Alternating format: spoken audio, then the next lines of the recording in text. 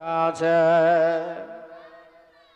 ইমাম হাসানের ঘুম ভেঙে গেল, যেমনি দেখেছে কপালের মাঝামাঝিতে কুল হু আল্লাহু আহাদ লেখা দেখা যাচ্ছে। সঙ্গে সঙ্গে ঘুম ভেঙে গেল। সকালবেলায় সবাই যারা স্বপ্নের মানে বলতে জানে সবাইকে ডেকে বলতে লাগলো, ও আমার ভাইয়েরা, তোমরা ভালোভাবে জানো আমার আব্বা নাই পৃথিবীতে বেঁচে। এমনিতেই আমরা বড় কাতর হয়ে গিয়েছে এখন এই মুহূর্তে। তবে একটা কথা বলতে চাই আজকে তোমাদের মাঝে। আজ আমি রাত্রেবেলায় শুয়েছিলাম, হঠাৎ করে যেন স্বপ্ন জগে দেখতে পেলাম। স্বপ্নে আমার কপালের মাঝামাঝিতে লেখা আছে কুল হু আল্লাহু আহাদ, কোরআনের আয়াত যেন লেখা আছে। আচ্ছা ভাইয়েরা বলো তো, এই স্বপ্নের মানেটা কি? কোরআনের আয়াত কেন লেখা? অনেক সাহাবা অনেকজন ছিল বাবা হুজুর বলে হুজুর গো, এই স্বপ্নের মানে কি সঠিক তো বুঝতে পারি না। তাদের মধ্যে থেকে একজন বিচক্ষণ সাহাবী ছিল বাবা, যেই সাহাবীর নাম ছিল সাঈদ ইবনে মুসাইয়িব। ওই সাঈদ ইবনে মুসাইয়িব সাহাবীকে ডাকা হলো। ওই সাহাবী ছুটে আসলেন ইমাম হাসানের নিকটে, বলতে লাগলেন হুজুর আমারে ডেকেছেন? বলে হ্যাঁ। বলে ওগো আমার নবীর সাহাবী বলো তো, আসলে আমি রাত্রিবেলায় ছিলাম শুয়ে, হঠাৎ করে যেন দেখতে পাচ্ছি আমার মাঝামাঝি কপালের লেখা আছে কোরআনের আয়াত কুল হু আল্লাহু আহাদ। কেন? আমার ইমাম হাসানের এই কথা শুনে বলতে লাগলেন, হুজুর ওগো আকা, এই স্বপ্নটা যদি সত্যি হয় তাহলে এই স্বপ্নের মানেটা এমন রয়ে আছে আপনি শুনে আশ্চর্য হয়ে যাবে। ইমাম হাসান বলেছিলেন, বলো বলো কি এমন দুঃখ বড় কথা রয়ে আছে বলো। এমনিতেই সিনাটা আমাদের দুঃখে কাতর। আমার নানা নাই, আমার নানা ছেড়ে চলে গেল, মা চলে গেল, বাবাও চলে গিয়েছে। এর থেকে আর বিপদ কি বড় হতে পারে? বলো আগো সাহাবী, আমার নবীর সাহাবী বলো। সাঈদ ইবনে মুসাইয়িব বলে, হুজুর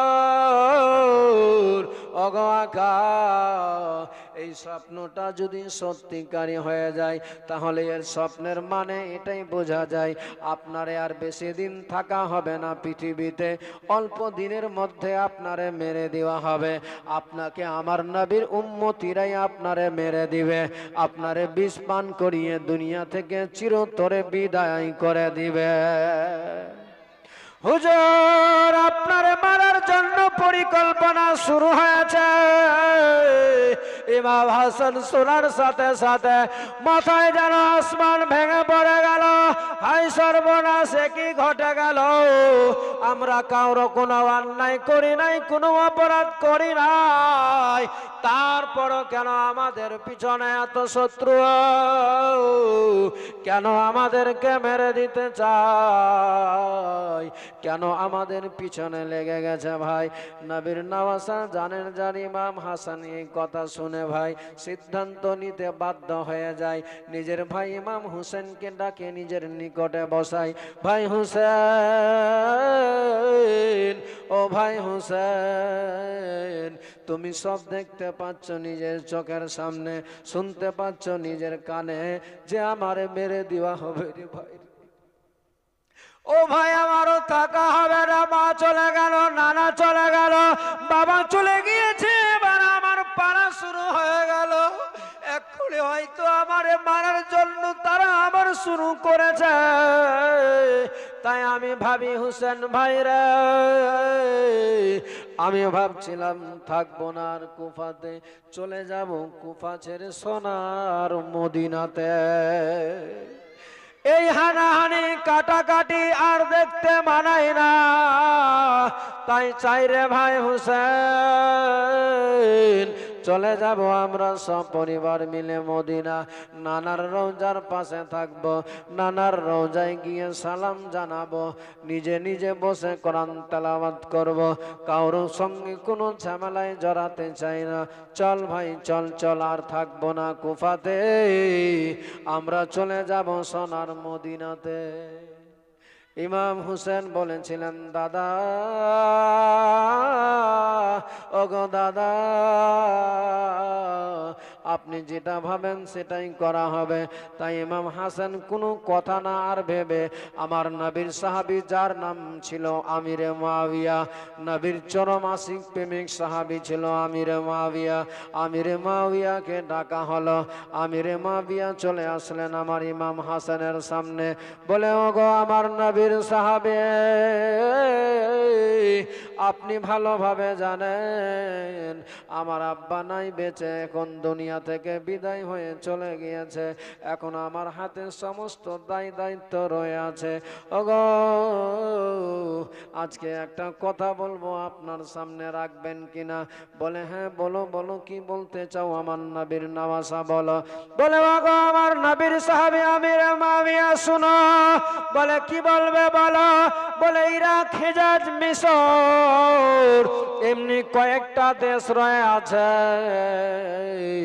ওই কয়েকটা দেশে আমার আব্বার আমল থেকে কোনো ট্যাক্স নেওয়া হতো না, কোনো টাকা নেওয়া হতো না।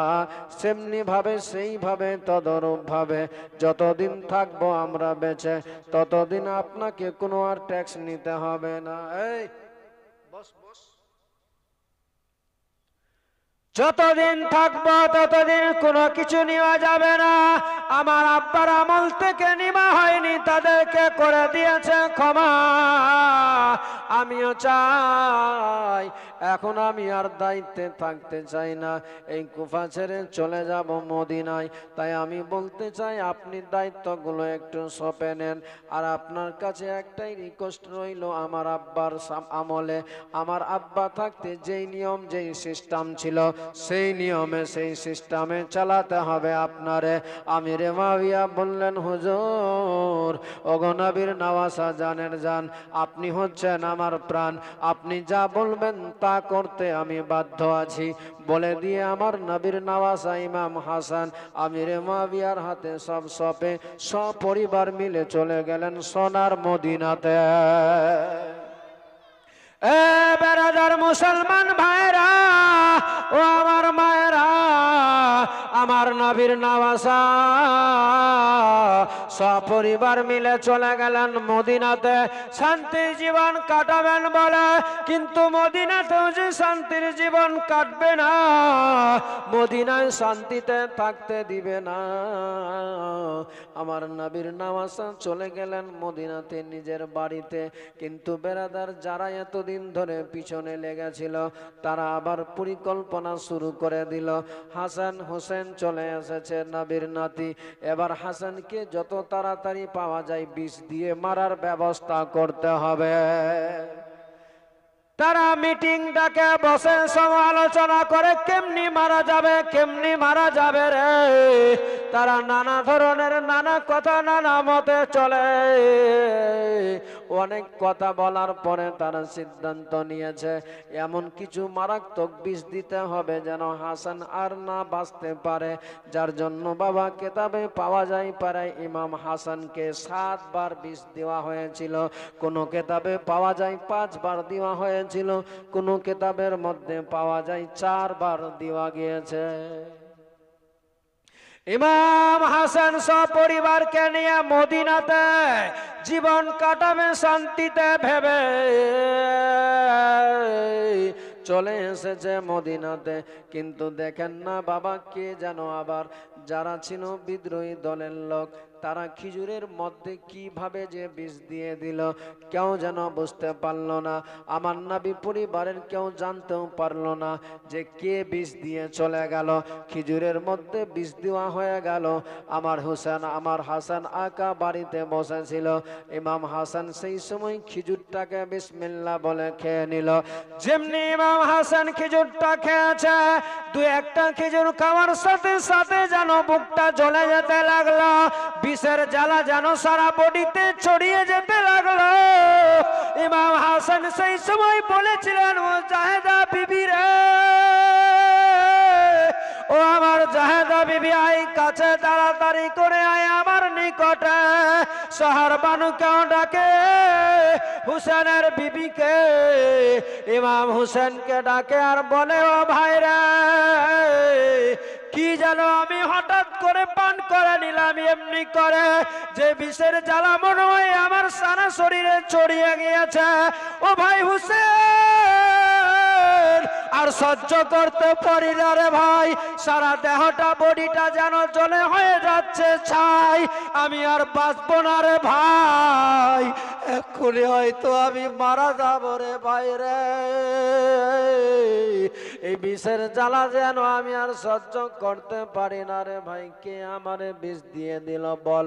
ইমাম হোসেন সেই সময় আমার হাসান আকাকে জড়িয়ে ধরে বলতে লাগলেন, দাদা গো, কে আপনারে বিষ দিয়ে দিল, আপনি কি খেয়েছেন বলেন। বলে, আমি খিজুর খেলাম, আবার হঠাৎ করে যেন সব জ্বলে যেতে লাগলো, আর বাঁচবো না মনে হয়, সারা বডিতে যেন বিষের জ্বালা শুরু হয়ে গেল।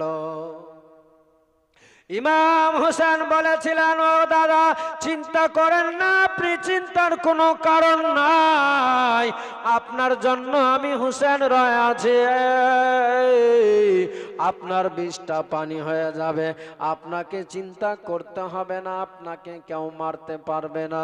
আমার নবীর নওয়াসা হোসেন আকাকে, হোসেন আকা নিজের দাদা হাসানকে সঙ্গে করে নিয়ে চলে গেলেন রাসূলুল্লাহর দরবারে।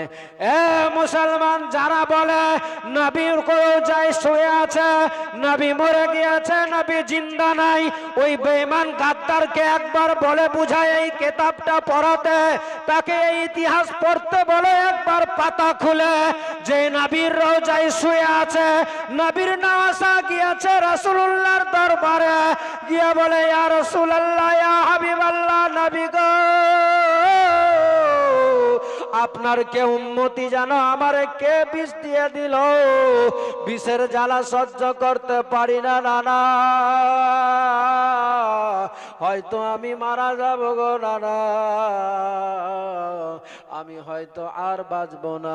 আমার ইমাম হাসান আকা সেই সময় অন্য কোনো কাজ না করে রাসূলুল্লাহর রওজা থেকে শুধুমাত্র আমার নবীর পাওয়ার কি আছে, যে রাসূলের রওজার মাটির পাওয়ার যদি এত থাকে, তাহলে আমার জিন্দা নবী, মায়ার নবী, দয়ার নবীর পাওয়ার কত হবে। ওই মায়ার নবী রাসূলুল্লাহর রওজা থেকে শুধুমাত্র মাটি এক মুষ্টি নিয়ে পেটের মধ্যে বুকে লাগিয়েছে। আল্লাহর কসম করে বলি মুসলমান, লাগার সাথে সাথে ইমাম হাসানের যেই বডিটা জ্বলে যাচ্ছিল, সেই বিষের জ্বালা সাথে সাথে ঠান্ডা হয়ে গেল। জোরে বলো। সঙ্গে সঙ্গে বিষের জ্বালা ঠান্ডা হয়ে গেল। ইমাম হাসান বললেন, ভাই হোসেন রে, কি মেডিসিন লাগিয়ে দিলাম পেটে, কি মেডিসিন লাগালাম বডিতে, লাগার সাথে সাথে যেই বডিটা জ্বলে যাচ্ছিল, সেই বডিটার সাথে সাথে ঠান্ডা হয়ে গেল। আমার নবীর নওয়াসা হাসান বুঝিয়ে চলে গেল, ও আমার নবীর উম্মতিরা রে, রাসূলুল্লাহ নয়, রাসূলের রওজার মাটিরও কত পাওয়ার আছে দেখে না। কারণ সব থেকে পৃথিবীতে আল্লাহ যত যা বানিয়েছে, জান্নাতের থেকেও যদি নিয়ামত অন্যতম জায়গা, সেটা আমার নবীর রওজার জায়গাটা আছে। এ মুসলমান, সেই রওজার মাটি লাগিয়েছে ইমাম হাসান, লাগার সাথে সাথে বিষ পানি হয়ে গেল। ইমাম হাসান এবার বাড়িতে আবার চলে আসলো। বেঈমানদের কানে খবর চলে গেল যে ইমাম হাসানকে যে বিষ দেওয়া হয়েছিল, সেই বিষ দিয়ে ওই নবীর রওজায়, রাসূলুল্লাহর রওজায় যাওয়ার সাথে সাথে বিষ পানি হয়ে গেল। এবার তারা চিন্তা ধারণা নিতে লাগলো, এবার পরিকল্পনা নিতে লাগলো যে এমন বিষ দিতে হবে, এমন বিষ পান করাতে হবে যেন রাসূলুল্লাহর রওজায় বাড়ি থেকে পৌঁছাতে না পারে। মুসলমান, আল্লাহ আল্লাহ যাকে বাঁচাবে পৃথিবীর কেউ মারতে পারে, যাকে আল্লাহ মারবে পৃথিবীর কোনো মানুষ বাঁচাতেও পারবে না। আবার হাসান আকাকে মারার জন্য ভেবে নিলেন ভাই, তারা নিলেন এমন চিন্তা ধারণা যেই করে হোক মারতে হবে। ইমাম হাসানকে আবার দইয়ের মধ্যে বিষ দিয়ে দেওয়া হলো, যেমনি পান করে নিল, আবার সাথে সাথে একই অবস্থায় জ্বলতে লেগে গেল। ইমাম হাসানকে আবার সঙ্গে করে নিয়ে নবীর রওজায়, রাসূলুল্লাহর রওজায় গেল, একই অবস্থায় আবার ওই মাটি নিয়ে বুকে লাগালো, লাগানোর সাথে সাথে আবার বিষ পানি হয়ে গেল। এ মুসলমান, যারা বারে একবার বিষ পান করেছে, যাদের বডিতে একবার বিষ গিয়েছে, তারে জিজ্ঞেস করে দেখবে বিষের জ্বালা কি আছে, তার বডিটা কি হয়ে যায় সেই একমাত্র জানে, তার কত কষ্ট কত বিয়োগ বেদনা থাকে। বেরাদার, ইমাম হাসানকে সেই মারাত্মক বিষ দিয়েছিল, এই দুনিয়ার কোনো সাধারণ বিষ ছিল না। যেই বিষ দিয়েছিল বাবা, একটু বেশি হয়ে গেলে সারা বডিটার যা আছে সব কেটে কেটে বেরিয়ে যাবে। অল্প দিয়ে ট্রাই করেছিল তারা, কিন্তু ব্যর্থ হয়ে গেল।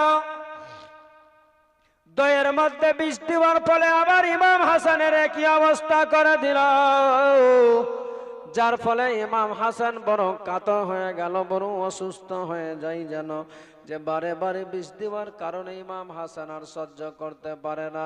যার ফলে ডেকেছিল ইমাম হাসান, ডেকেছিলেন হুসেনকে, ভাই হুসেন, ও ভাই হুসেন, এই মদিনাতে মনে হয় আমার আর থাকা হবে না, মদিনাতেও থাকতে পাবো না। কোথায় যাবে দাদা, কি কোথায় যেতে চাও?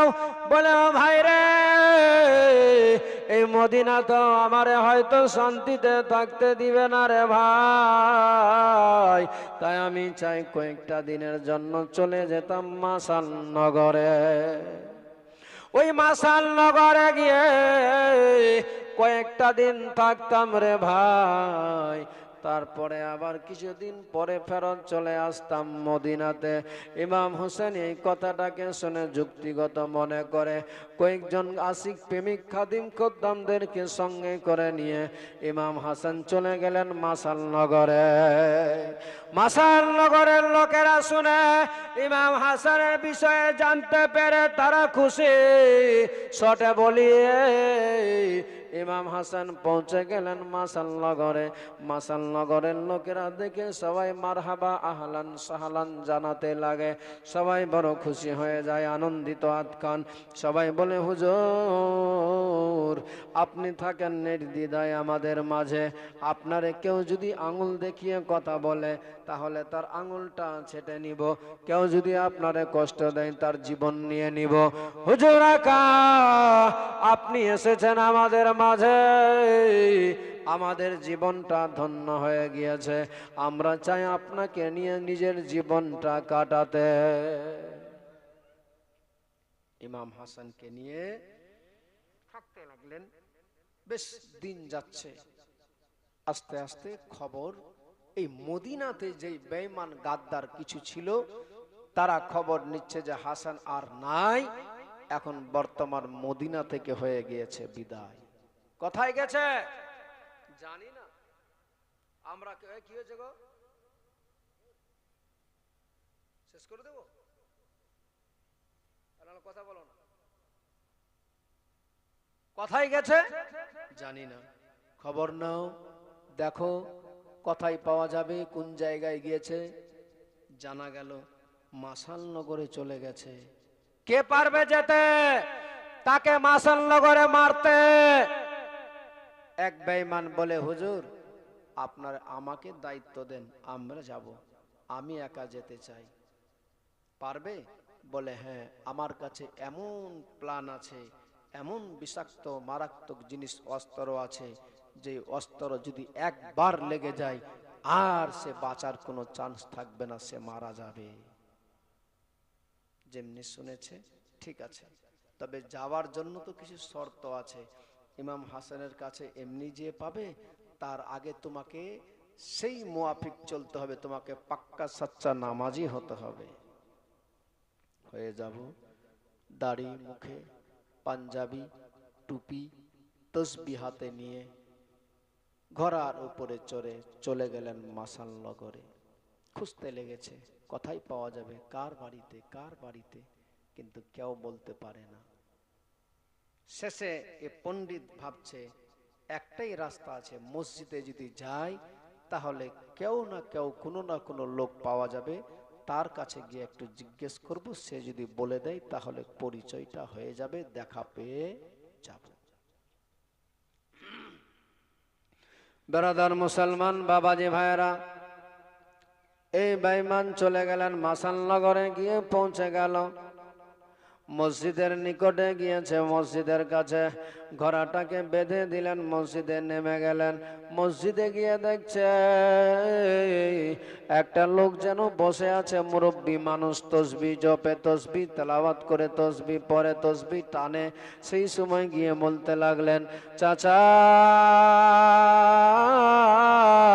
ওগো চাচা, বড় একটা বিপদে রয়ে আছি গো চাচা, বলবেন একটু আমারে? বলেছিলেন ওই মুরব্বী মানুষটা, বলে কি বিপদে আছো বাবারে বলো। ওগো চাচা, আমার বাড়ি এখানে নাই।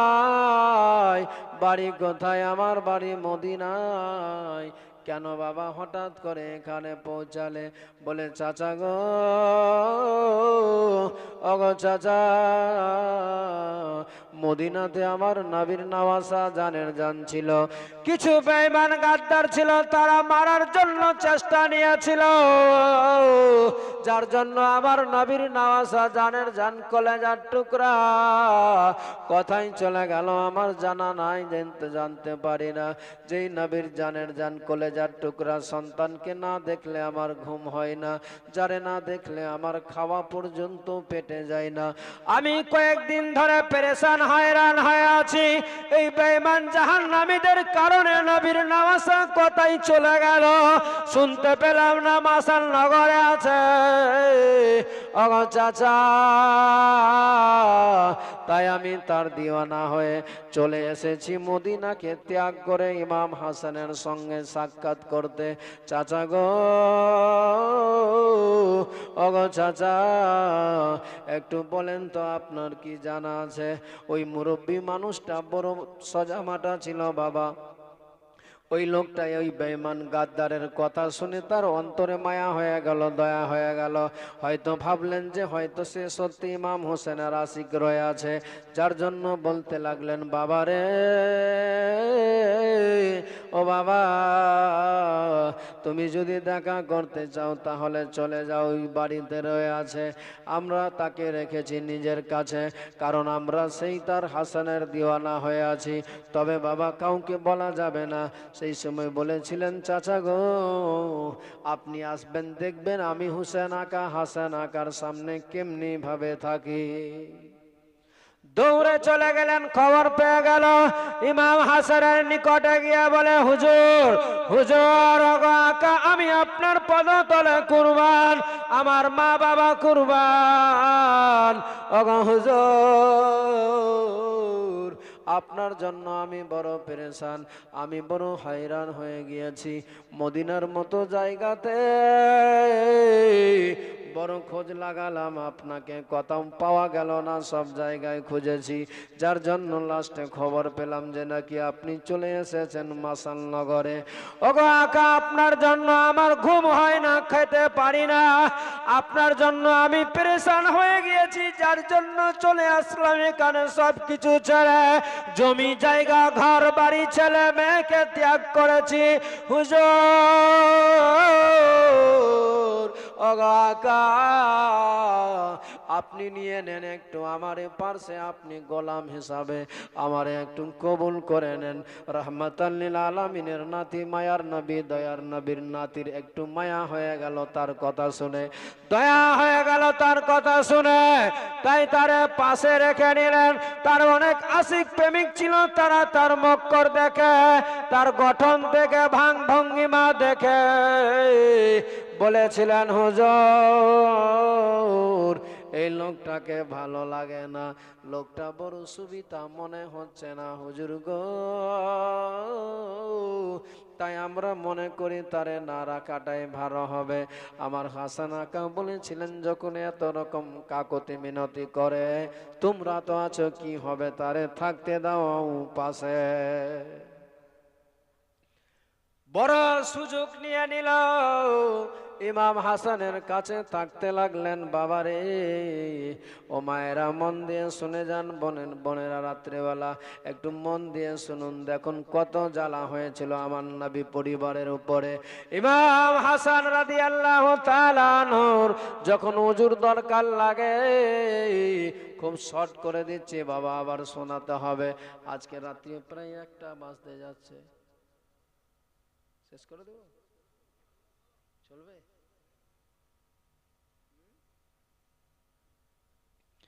আমার নবীর নওয়াসা জানের জান ইমাম হাসান রয়ে আছে বাবা। নামাজের যখন সময় হয় নামাজ পড়ার জন্য, সেই সময় সবার আগে সে পানি নিয়ে চলে যায়।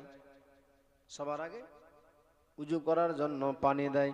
আবার বাবা নামাজ পড়বেন বলে মুসাল্লাটা সে আগে বিছায়। বেরাদার এমনি করে দেখে, বারে বারে অবস্থা দেখে তারা বলেছিলেন ইমাম হাসানের নিকটে, হুজুর ওগো আকা, এই লোকটা বড় ধোঁকাবাজ হতে পারে, কারণ তার আকার আকৃতি গঠন দেখে মনে হচ্ছে বেঈমান ধোঁকাবাজ আছে। আমার নবীর নাতি ইমাম হাসান বলেছিলেন, চিন্তা করো না ভাই রে, কিছু হবে না, আমার কিছু হবে না। আমার যদি হায়াত থাকে আমারে কেউ মারতে পাবে না। কিন্তু দেখেন না, মারার পরিকল্পনা নিয়েছে এমন ভাবে তারা লাস্টের দিকে অপেক্ষায় থেকে আছে কখন মারা যাবে ইমাম হাসানকে। নামাজের সময় হয়ে যায় বাবা, নামাজ আদায় করে।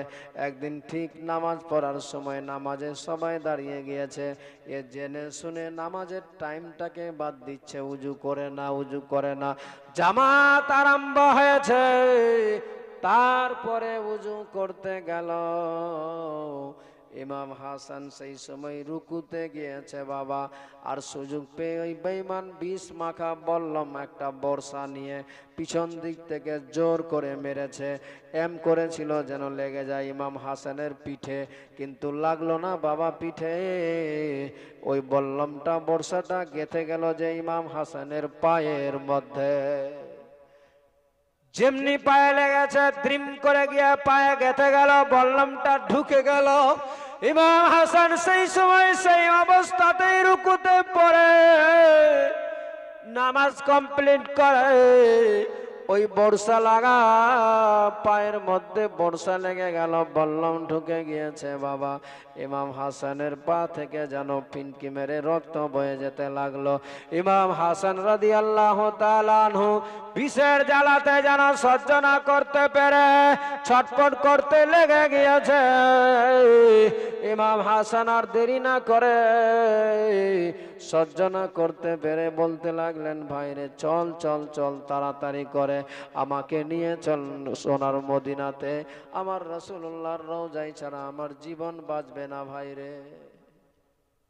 ওই বেঈমানটাকে ধরে নিয়েছিল, তাকে ধরে নিয়ে ইমাম হাসান বলেছিল, দেখেন রাহমাতুল লিল আলামিনের নাতি না, বলছে ছেড়ে দাও, মারতে হবে না, আঘাত করে লাভ নাই। সে বুঝতে পারেনি, আমারে চিনতে পারেনি। আমার নবীর নাতি ইমাম হাসানকে সঙ্গে করে নিয়ে চলে আসলেন সোনার মদিনাতে, থাকতে লাগলেন। ইমাম হাসানকে নিয়ে ইমাম হোসেন বলতে লাগলেন, দাদা কোথায় থাকবেন? ইমাম হাসান বলেছিলেন, ভাই আমি কোথাও যাব না, আমার রাসূলুল্লাহর রওজায় রাখো, আমি এখানে আমার নবীর রওজা শরীফে বসে বসে সময় কাটিয়ে দিব। কিন্তু ওই যে ইমাম হাসানের পায়ে বল্লম বর্ষা লাগার কারণে পাটা ফুলে পায়ের মধ্যে পুজ হয়ে গেল, ঘায় হয়ে গেল। যে ঘা থেকে পুজ বেরিয়ে যাচ্ছে, আমার নবীর নওয়াসা হোসেন বলেছিলেন, দাদা ও দাদা, সকাল বেলায় আল্লাহর ফেরেশতা 70,000 ফেরেশতা আছে, আবার সন্ধ্যাবেলা 70,000 ফেরেশতা আছে। যারা একবার আসে কিয়ামতের সকাল পর্যন্ত তার যাওয়া আসার আর চান্স পাবে না। দাদা গো, সেই নবীর পাক রওজায় তোমার এই পিজ নোংরা ও পবিত্র জিনিস নোংরা পড়বে, এটা কেমন লাগে দাদা? তাই বলতে চাই দাদা গো, আপনি যদি চলেন একটু বাড়িতে ভালো হয়। ইমাম হাসানও কথাটাকে যুক্তি মনে করলেন, যার ফলে ইমাম হাসান আর কোনো কথা না শুনে চলে গেলেন বাড়িতে। এ মুসলমান, এটুকু একটু শুনে যান। ইমাম হাসান বাড়িতে গেলেন, কিন্তু বাড়িতেও আর শান্তিতে থাকতে পারছে না। ইমাম হাসানের উপরে নানা ধরনের জ্বালা যন্ত্রণা শুরু হয়েছে।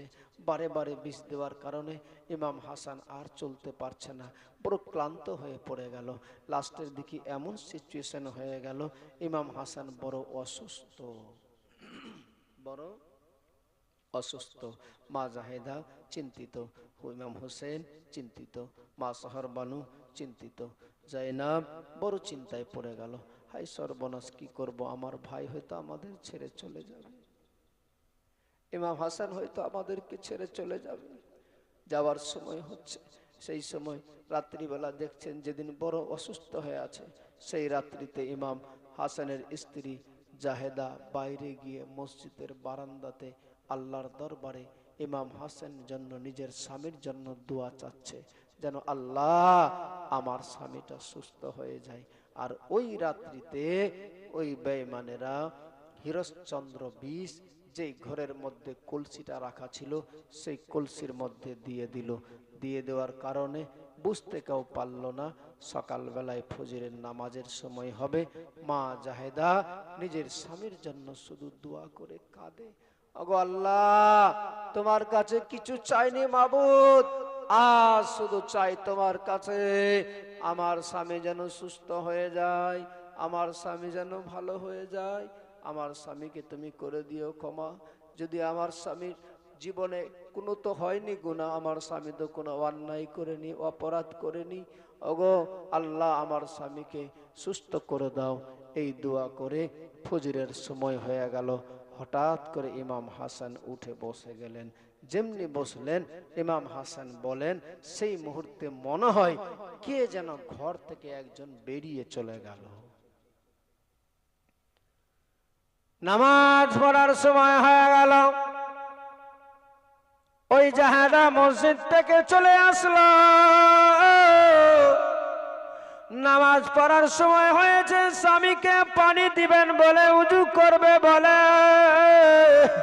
পানি দেওয়ার জন্য দৌড়ে এসেছে। সঙ্গে সঙ্গে কলসিটাকে, ঘরের মধ্যে পানি ছিল, ওই কলসিটাতে, যে কলসির মধ্যে মা জাহেদা রাত্রি বেলায় কলসিটায় পানি রেখে দিয়ে কাপড়ের মধ্যে লেপটিয়ে পেঁচিয়ে চলে গিয়েছিল গো, ওই কলসিটা থেকেই পানি আবার তুলে দিতে লাগলেন বর্তনের মধ্যে, ঘটিতে। ইমাম হাসানকে পানি দিয়েছে, সেই পানিটা নিয়ে বারান্দাতে উজু করতে যাবে। উজু কমপ্লিট হয়ে গেল।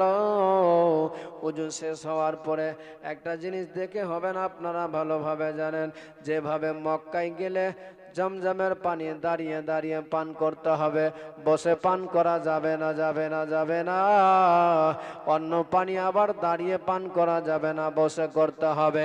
কিন্তু বাবা, উজুর পানিটা যদি বেঁচে যায়, সেই পানিটাকেও আপনাকে দাঁড়িয়ে পান করতে হবে, সওয়াব পাওয়া যাবে।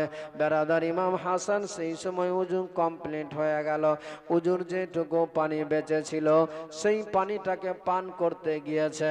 আর যেমনি পান করেছে, সারা রাত্রি খালি পেটে ছিল বাবা, পেটে কোনো দানা ছিল না, খাওয়ার ছিল। ইমাম হাসান যেমনি ওই পানিটা পান করেছে, পান করার সাথে সাথে ভিতরে যেন জ্বলতে শুরু হয়ে গেল, আরম্ভ হয়ে গেল। ইমাম হাসান বলে, জাহেদা রে, ও জাহেদা, কি এমন বিষ আমারে, কি এমন পানির সঙ্গে দিলে রে, যেই পানিটা পান করার সাথে সাথে আবার যেন সব জ্বলে যেতে লাগলো। ইমাম হাসানের স্ত্রী জাহেদা বলেছিলেন, স্বামী গো, আমি তো শুধু কলসি থেকে পানিটাই বের করে দিয়েছি। বলে, পানিতে কি ছিল? বলে, কি আর থাকবে গো স্বামী, আমি তো কাপড় দিয়ে লেপটিয়ে রেখেছিলাম, সেইভাবেই তো ছিল। না বিবির সেই পানির মধ্যে হয়তো কোনো বিষাক্ত জিনিস ছিল। কথা বলতে বলতে ইমাম হাসানের মুখ দিয়ে যেন রক্ত বয়ে যেতে লাগলো, রক্ত ব্লিডিং হয়ে যেতে লাগলো।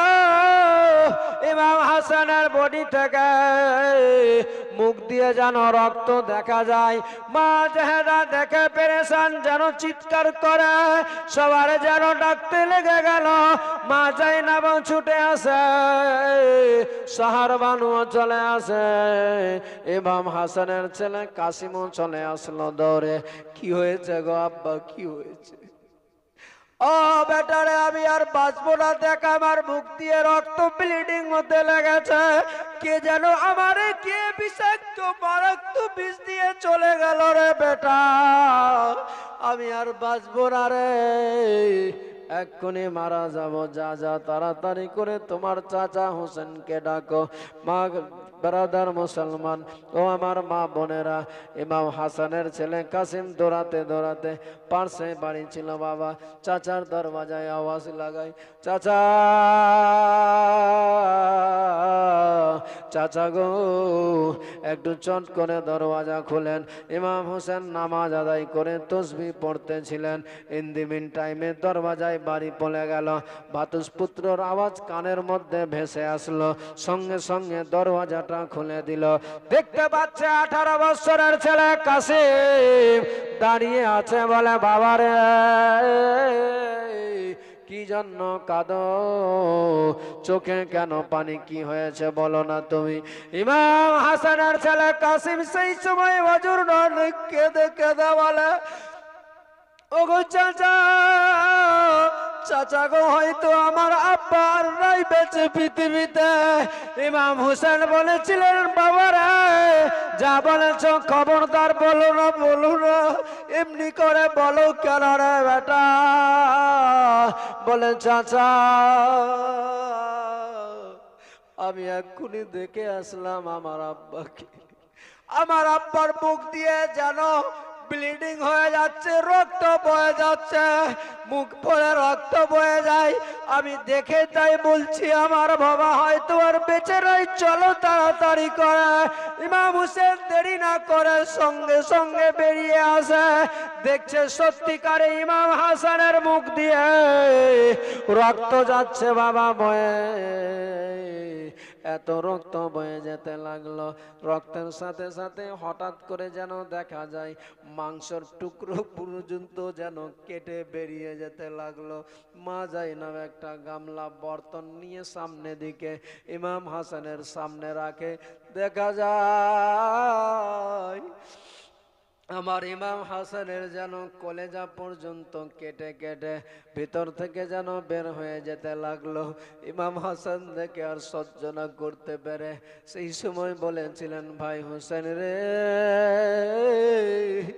আমি আর বাঁচবো না রে ভাই, আমার কথাই নিয়ে আর লাভ হবে না। ইমাম হোসেন সঙ্গে সঙ্গে আমার হাসান আকাকে বুকের মধ্যে জড়িয়ে ধরেছে, নিয়ে যাবে আমার রাসূলুল্লাহর রওজাতে। আমার হাসান আকা সেই সময় হোসেনের মাথায় হাত বোলাচ্ছে, ও ভাই হোসেন, আর লাভ হবে না রে ভাই হোসেন, আর কোনো লাভ হবে না, যতক্ষণ পেলে সময় ততক্ষণ নিয়ে গেলে, এখন আর যাওয়ার মতো যে আর নাই সময় হাতে। দেখতে পাচ্ছ ভাই তুমি নিজের চোখে আমার মুখ দিয়ে রক্ত বেরিয়ে যাচ্ছে, আমার ভিতর থেকে সব কেটে কেটে নাড়ি মুড়ি পর্যন্ত বেরিয়ে যাচ্ছে রে ভাই রে, আর আমি বাঁচবো না রে ভাই, আমার রাসূলুল্লাহর রওজায় নিয়ে গিয়ে কোনো লাভ হবে না, হবে না, হবে না। তাই বলতে চাই ভাই, আমার আর যাওয়া হবে না, এক্ষুনি আমি এই দুনিয়া ছেড়ে বিদায় হয়ে চলে যাব। ইমাম হাসানের আকার আকৃতি দেখে মা ইমাম হোসেন বড় কাঁদতেছিল, শুধু চোখে পানি, সবার চোখে পানি, কান্না করে আর বলে, দাদা আমাদের দেহে রক্ত মাংস থাকা সত্ত্বেও আপনাকে আমরা কোনো কিছু হতে দিব না। যতক্ষণ আমাদের দেহে আছে জান, যতক্ষণ আমাদের দেহে আছে প্রাণ, আপনার কিছু হতে দিব না, আপনি ঘাবড়ায়েন না। আমার হাসান বলেছিলেন, ভাই রে বঞ্জায় না আর কোনো লাভ হবে না, আর বাঁচতে পারবো না। এমনি করতে করতে ইমাম হাসানের মুখ দিয়ে যেন রক্ত বয়ে যাচ্ছে, বয়ে যায় বয়ে যায় বয়ে যায়। লাস্টের দিকে ইমাম হাসান যেন বাবার বসেও থাকতে পারে না, লুটিয়ে পড়তে লেগে গেল, যেন আস্তে আস্তে হালাম দিতে লেগে গেল। মা জাইনাব পিছন দিকে বসেছিল, মা জাইনাবের শরীরে হালাম দিয়ে দিল আর বলে, জাইনাব, ও জাইনাব রে, আমি আর বাঁচবো না রে বোন, আমি এখনই মারা যাব। কথাও বলে বাবার মুখ দিয়ে শুধু রক্ত বয়ে যাচ্ছে আমার নবীর নওয়াসার। যে নবীর নওয়াসাকে আমার রাসূলুল্লাহ কত না ভালোবেসেছিল, আমার নবীজিকে কত না আমার নবীজি তাকে যত্ন করেছিল, সেই আমার নবীর নওয়াসাকে কত তারা দুঃখ দিয়েছিল বাবা, কত যন্ত্রণা কত জ্বালা দিয়েছিল আমার নবীর নওয়াসাকে। হাত যেন ফেলে দেয় আর পারে না বরদাস্ত। আমার নবীর নওয়াসা আস্তে আস্তে যেন লুটিয়ে পড়তে লেগে গেলেন। বলে, ভাই হুসেন, আমার আর যাওয়া হবে না, আমার রাসূলুল্লাহর রওজাতে নিয়ে যেতে পারবে না রে ভাই রে। তবে ভাই তোমার একটা কথা বলবো আজকে, আমি তো এক্ষুনি দুনিয়া ছেড়ে বিদায় হয়ে চলে যাব রে ভাই রে। আমার একটা কথা রাখতে হবে তোমারে। আমার হুসেন আকা বলেছিলেন, দাদা বলেন কি এমন করতে হবে? বলে, ভাই হুসেন, ওরে হুসেন, আমার মনে আশা ছিল, মনে বড় বাসনা ছিল যে আমি থাকবো পৃথিবীতে বেঁচে, আমার কারবালা ঘটবে ভাই তোমার সাথে। আমি ভেবেছিলাম কারবালার ময়দানে সবার আগে আমি যে নিজের জীবনটা দিয়ে দিব। ভাই হুসেন, আমার তো থাকা হলো না, আমার কিছু নবীর দুষ্ট উম্মতিরা আজ আমারে মেরে দিল, আমার বড় কষ্ট দিয়েছে রে ভাই। আমি আর যে সহ্য করতে পারি না রে, আর যে আমি জ্বালা সহ্য করতে পারছি না রে ভাই, আমার সব চলে গিয়েছে ভিতরে, আর কিচ্ছু নাই, আমার যে আর জীবন বাঁচবে না রে ভাই। তাই আমার শেষে একটা চাওয়া পাওয়া রয়েছে রে ভাই। বলুন দাদা কি চাওয়া? বলে, ভাই রে,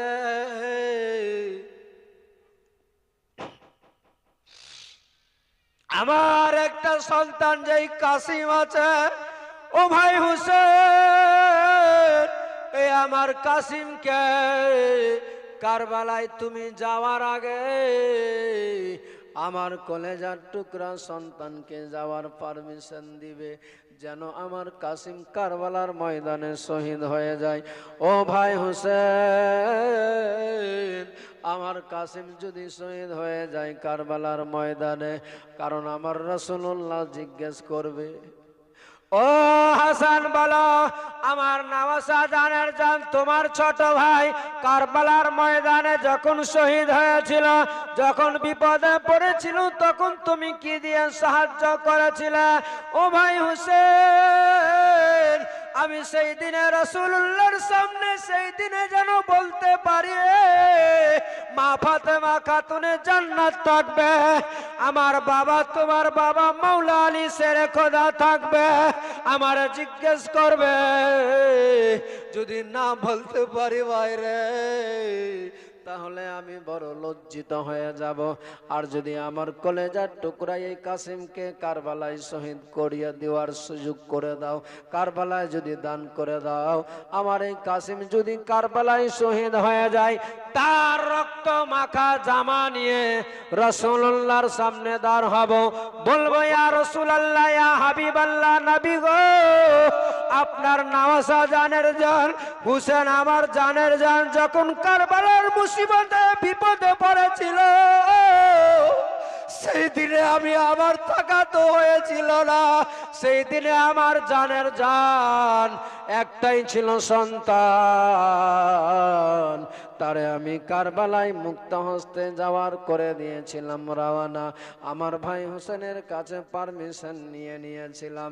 আমার কলেজার টুকরা সন্তানটা কারবালায় শহীদ হয়ে চিরতরে বিদায় হয়ে চলে গিয়েছে। আজ তার পিতা আমি রক্ত মাখা জামা নিয়ে দাঁড়িয়ে আছি শহীদের বাবা হয়ে। ভাই যাওয়ার পারমিশন দিবে তুমি? বাইরে আমার অনেক চাওয়া ছিল, কিন্তু তো আমার তো আর থাকা হলো না। তবে ভাই তুমি এইটুকু মনে রাখবে, যেন আমার এই কলেজার টুকরা সন্তানকে কারবালায় দান করে দিলে আমার সব আশা বাসনা পূর্ণ হয়ে যাবে, নচেত আমি রাসূলুল্লাহর সামনে বড় লজ্জিত হয়ে যাব। তাই তোমার দায়িত্ব থাকলো ভাই, তোমাকে যেই করে হোক না কেন এই দায়িত্বটুকু নিভাতে হবে বলে দিয়ে আমার হাসান আকা আস্তে আস্তে যেন চোখগুলো বন্ধ করে দিচ্ছে। সবাই কান্না করছে, শুধু কান্নার রোল, শুধু কান্না হাউমাউ করে কাঁদে।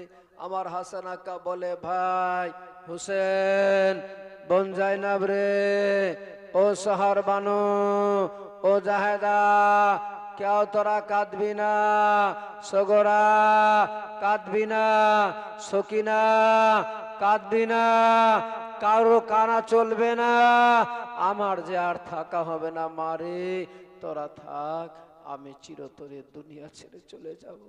এই বলতে বলতে সবার চোখের সামনে ইমাম হাসান আকা যেন চোখ বন্ধ করে আস্তে আস্তে চলে যাচ্ছে। আর যাওয়ার পথে বলছে, ভাই হুসেন, ওই দেখো দেখো আমার রাসূলুল্লাহ কামলিওয়ালা মদিনাওয়ালা নানা এই যে চলে আসছে, দেখতে পাচ্ছি ভাই রে। মা ফাতেমা খাতুনে জান্নাত এসেছে। আমার মা তোমার মা ফাতেমা, আমার বাবা তোমার বাবা শেরে খোদা এসেছে আমারে নিতে, রিসিভ করতে। ভাই তোমরা সবাই সালাম জানিয়ে দে। যেমনি শুনেছে আমার নবী এসে হাজির হয়েছে, সঙ্গে সঙ্গে আমার নবীর নওয়াসা ইমাম হুসেনের পরিবারের সবাই সালাম দিয়েছে। দেওয়ার পরেই যেন দেখা যাচ্ছে আস্তে আস্তে চোখ বন্ধ করে ইমাম হাসান চিরতরে দুনিয়া ছেড়ে বিদায় হয়ে চলে গেল। সকলে পড়ুন, ইন্না লিল্লাহি ওয়া ইন্না ইলাইহি রাজিউন। এ বাবা ভাই মুসলমান, ইমাম হাসান চিরতরে দুনিয়া থেকে বিদায়। ইমাম হাসানের বিদায়ের সাথে সাথে ইমাম হোসেন বড় একা হয়ে গেলেন। ইমাম হোসেনের কোমর ভেঙে গেল, ইমাম হোসেনের বাজু ভেঙে গেল। ইমাম হোসেন বড় একা, বড় আফসোস, আমার আর কেউ নাই। আমার দাদা ছিল, আমার মাথা ছাতা হয়েছিল। বাবা যার আছে মাথায় ছায়া হয়ে আছে, যার নাই বাবা নাই ছায়া। দাদা ছিল, দাদা ছায়া হয়েছিল।